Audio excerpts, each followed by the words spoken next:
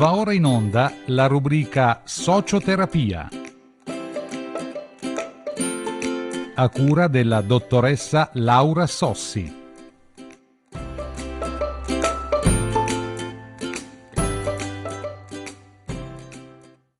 Cari tutti, buongiorno, sono Laura Sossi, socioterapeuta, mediatore familiare o mediatrice familiare. Oggi parleremo della mediazione familiare. Lo scorso incontro ho accennato al fatto che questo incontro sarebbe stato orientato prevalentemente sul rapporto, sulla professione del mediatore familiare, affrontando i vari stadi della vita di una coppia. Dunque, per la mediazione familiare, tendenzialmente ci sono 5 stadi nel rapporto di coppia, cioè lo stadio della formazione della coppia, della costruzione del patto coniugale, lo stadio della famiglia con i bambini, lo stadio della famiglia con gli adolescenti, lo stadio della famiglia come trampolino di lancio viene chiamato, poi spiego tutto il perché, e lo stadio della famiglia anziana. Dunque, parto dal dire che la mediazione familiare tendenzialmente è conosciuta come un intervento da parte di un esperto nei casi di separazione e divorzio, per cercare di allentare la tensione nella coppia che si sta sciogliendo, soprattutto anche quando ci sono dei figli, in virtù anche delle nuove leggi che parlano dell'affidamento, che hanno decretato, insomma, le varie norme riguardanti l'affidamento condiviso dei figli. Io credo che la mediazione familiare sia importante per quanto concerne invece la possibilità della coppia di ricostruire il patto privato. Poi spiegherò anche cos'è il patto privato rispetto al patto coniugale. La mediazione familiare, la sua funzione è quella di cercare di rimettere in dialogo l'uomo, la donna o la coppia, di ricostruire, di dissipare le tensioni creatisi, di costruire un nuovo tipo di rapporto fra le persone, fra la coppia, cioè di confrontarsi, cioè dovrebbe essere una specie, un'opportunità di ridefinizione della coppia. Allora, parliamo del primo stadio, che è la costituzione del patto coniugale. Allora, nella costituzione del patto coniugale bisogna tenere presente che necessita costruire l'identità di coppia. Che cos'è l'identità di coppia? È il mettersi in gioco eliminando la propria autoreferenzialità, cioè io mi differenzio da te, non sono in fusione con te, perché questo sarebbe negativo anche per quanto concerne l'allevamento e la crescita dei figli. Mi differenzio da te, però do fiducia a te, alle tue opinioni, ai nostri confronti, al nostro affrontare insieme tutto un insieme di scelte.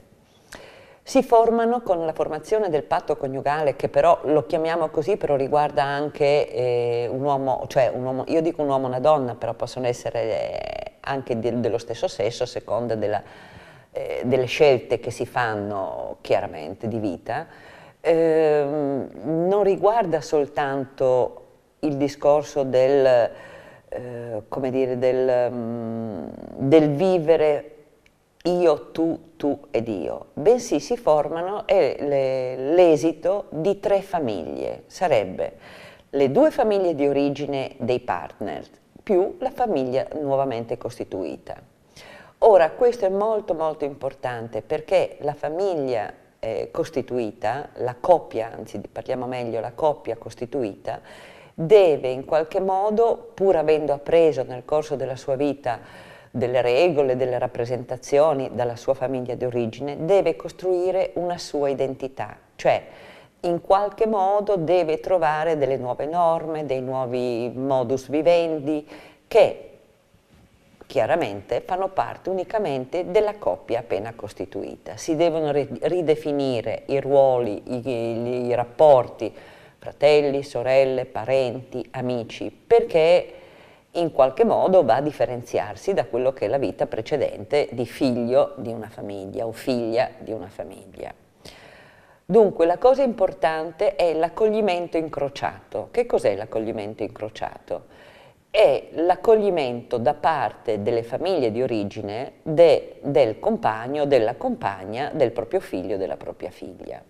E soprattutto è importante una non ingerenza, che purtroppo è molto spesso causa di disguidi nel rapporto di coppia, dove una dei componenti o più componenti della famiglia di origine di uno o dell'altro entra, giudica, sentenzia, magari anche dando una mano per quanto concerne di questi tempi in cui le persone tendenzialmente sia l'uomo che la donna lavorano ambedue, dando una mano per gli impegni con i figli, che ci possono essere l'asilo, scuola, eccetera. E questo fa sì che i componenti della famiglia di origine in qualche modo si sentano in diritto di entrare nelle decisioni, dei confronti, nelle relazioni della coppia costituita. Questa è la cosa più sbagliata che ci sia. Vabbè, ne parleremo poi. Parliamo ora dello stadio della famiglia con i bambini. Il ruolo genitore va in qualche modo a sostituire, va a sostituire il patto coniugale, cioè inizia un patto genitoriale che durerà per sempre, perché una coppia può, come dire, può disintegrarsi, però il patto genitoriale rimane per sempre. Questo comporta un'evoluzione nel rapporto di coppia, perché bisogna appunto essere preparati e equilibrati ad affrontare quello che è un grande cambiamento che avviene in una coppia, perché prima dalla diade, come la chiamiamo noi, si passa alla triade, cioè siamo in tre. Cosa comporta la nascita di un bambino, oltre al grande amore, all'affetto, eccetera? È un compito difficile perché comporta seguire maggiormente le richieste fisiche del bambino.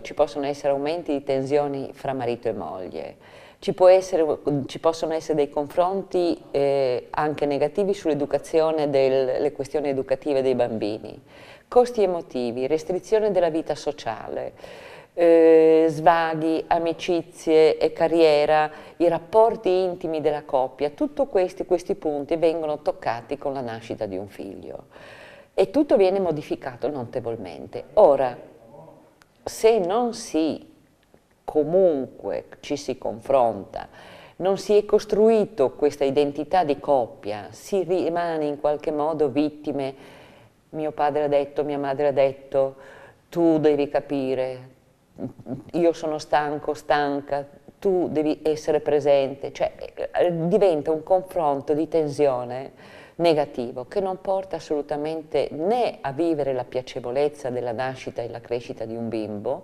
né alla piacevolezza della nascita e più che della nascita, della crescita di un rapporto di coppia. Importante per quanto concerne questo stadio appunto mantenere la differenziazione del sé. Cosa significa? Mantenere la propria identità di essere umano e non fondermi con l'altro, nel senso non mi aspetto che tu mi appoggio a te, tu devi pensare a me, eccetera. No, esisto anch'io, ci confrontiamo, cresciamo insieme, posso sbagliare io, puoi sbagliare tu, ma ci confrontiamo. Il confronto è la cosa migliore che ci sia, è la cosa che sempre meno purtroppo a volte si avverte, il confronto, il parlare e parlare. Purtroppo viviamo in un'epoca in cui si corre molto, ci sono molti input mediatici che ci fanno distogliere da quello che può essere il fine essenziale di una nostra scelta, di un nostro progetto, la costruzione di una famiglia, di un rapporto di coppia, dei figli. E bisogna stare molto attenti, solo parlando e confrontandoci, magari arrabbiandoci, perché il conflitto per noi socioterapeuti non significa negatività, significa ridefinizione. Possiamo avere un contrasto, un conflitto, uno scambio di opinioni diverse, che però se non mettiamo in atto l'autoreferenzialità, io ho ragione, quello che dico io è giusto, può veramente portare alla costruzione di un rapporto migliore, di una nostra evoluzione, di una nostra maturazione. Poi abbiamo lo stadio della famiglia con adolescenti. Lo stadio della famiglia con gli adolescenti prevede una flessibilità maggiore per quanto concerne la vita del figlio, cioè un'accettazione di un modo, non è più bambino che diciamo fai così, vai lì, sì puoi, no non puoi, bensì l'adolescente inizia a sentire un po' le briglie, vorrebbe avere un po' le briglie sciolte per poter confrontarsi con i suoi pari, quindi ci può essere un conflitto con i genitori che magari accettano, non accettano, non sanno come affrontare. Fondamentale, e questa è una mia opinione come socioterapeuta, non come mediatore familiare, noi viviamo in un'epoca puerocentrica dove il bambino ha sempre ragione, dove il bambino gli si permette tutto, all'adolescente tutto, perché è una forma di crescita. O forse, io direi, è una forma di deresponsabilizzazione dei genitori, no? Perché il bambino deve acquisire una sua piena responsabilità, bambino scusate, adolescente, deve acquisire una piena responsabilità per poter diventare adulto, deve assumersi le sue responsabilità, deve capire la realtà familiare e deve, pur confrontandosi con i suoi pari, quindi avrà le reazioni di qualsiasi adolescente, però deve assolutamente non considerare la sua famiglia come un qualcosa di mi devono dare, mi devono fare. Non deve, la famiglia deve fare in modo di non costruire una mentalità parassitaria nel figlio, come si vede oggi in tanti adolescenti, anche no, perché ce ne sono tanti di bravissimi, però questo va a creare una situazione di grande tensione, poi con l'avvento di internet, ma anche di questo un po' alla volta ne parliamo.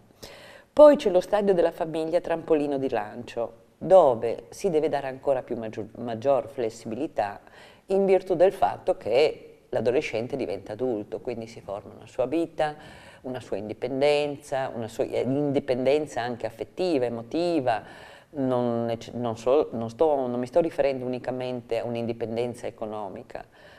E questo comporta anche da parte della famiglia il ruolo di accettazione della compagna, del compagno, delle situazioni dei rapporti che il figlio fa conoscere, porta in casa, si confronta e quindi comporta anche una ridefinizione dei ruoli sempre la famiglia con il figlio. Poi abbiamo lo stadio della famiglia anziana, che è lo stadio caratterizzato da molti eventi anche un po' dolorosi, critici, come può essere, pensionamento no, ma qualche lutto, una malattia, e in qualche modo corrisponde anche al passaggio del timone, come si dice, no? Cioè nel senso lasciare ai figli determinate decisioni e responsabilità, cioè un po' mettere, fra virgolette, i remi in barca, nel senso comunque fare delle cose che possono piacere, che possono essere affrontate, che possono decidere, a volte fare delle cose che non abbiamo potuto fare prima perché avevamo gli impegni della famiglia, i bambini, gli adulti, tutto un insieme di iter, i genitori, eccetera. Arriva un punto che come c'è, chiaramente può esserci le malattie, i lutti dei familiari, eccetera, però può esserci anche la possibilità di costruire, di poter fare quello che avremmo voluto fare magari precedentemente e non siamo riusciti a fare per troppi impegni, sia economici che anche emotivi, no? A questo punto si ridefinisce il rapporto, si può ridefinire il rapporto di coppia, perché chiaramente nel momento in cui c'è lo stadio della famiglia con il trampolino di lancio, può iniziare la sindrome del nido vuoto, cioè precedentemente si erano create delle situazioni in base alle quali la coppia chiaramente aveva altri compiti, altri doveri, cioè non era tanto focalizzata su se stessa, adesso si ritrova da sola a riconoscersi di nuovo, a riparlarsi in un altro modo, a rivedere i propri modi di vedere la vita, i propri modi di affrontare le cose. Il prossimo incontro continueremo, perché questo è un argomento vasto che non riguarda solo la mediazione familiare in quanto approccio nel cercare un accordo fra le parti in caso di separazione e divorzio, bensì anche un modo di affrontare e di aiutare la coppia a capire le proprie tensioni. Il mio numero, se avete delle domande o se volete scrivermi, il mio numero di cellulare è 392 170 1936. La mia email è laura-sossi@yahoo.it. Vi ringrazio per l'attenzione, vi auguro una buona settimana e ci risentiremo la prossima settimana. Buona giornata. Avete visto ed ascoltato la rubrica Socioterapia, a cura della dottoressa Laura Sossi.